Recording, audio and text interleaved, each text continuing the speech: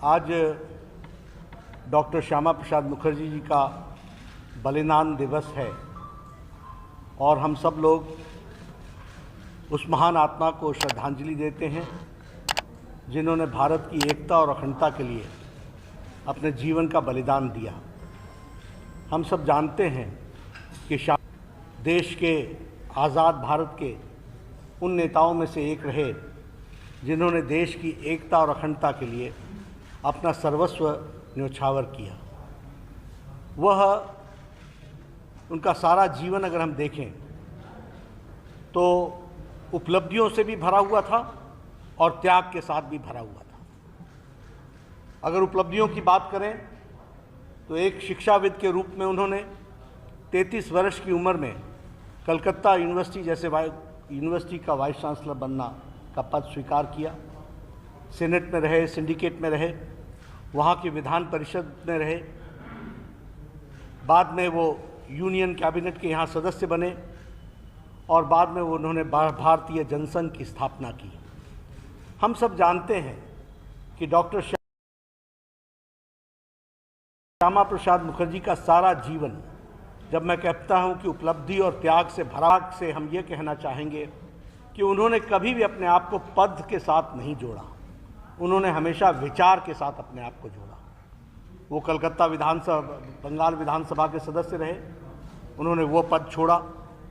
वो भारत के union cabinet, प्रथम कैबिनेट के नेहरू जी के सदस्य थे, उन्होंने वह विचार के लिए छोड़ा और उन्होंने भारतीय जनसंघ की स्थापना की।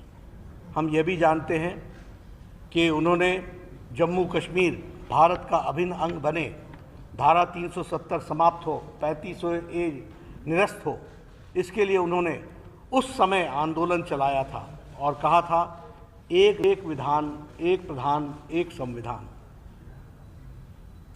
लेकिन हम सब जानते हैं कि जम्मू कश्मीर में एक अलग संविधान था, अलग प्रधान था और अलग निशान था। इसके खिलाफ उन्होंने लड़ाई लड़ी।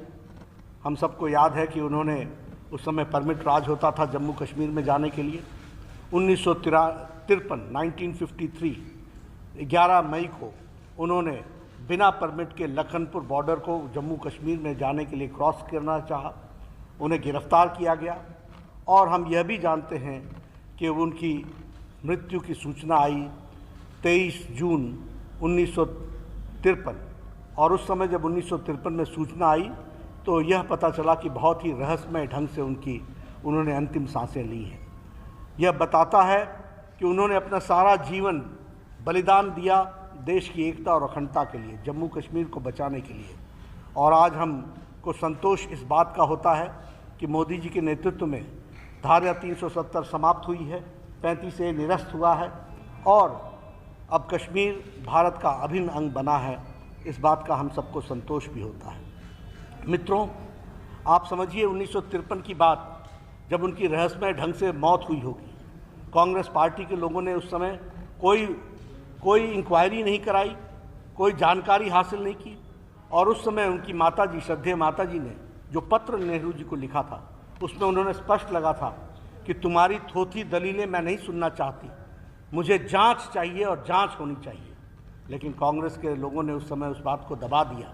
उन्होंने साफ आरोप लगाया था कि जम्मू कश्मीर की सरकार ने हमारे बेटे को रहस्यमय तरीके से मारा है और आप उनके ऊपर पर्दा डाल रहे हो। ये बात उनकी माता जी ने चिट्ठी में जवाहरलाल नेहरू को लिखी थी।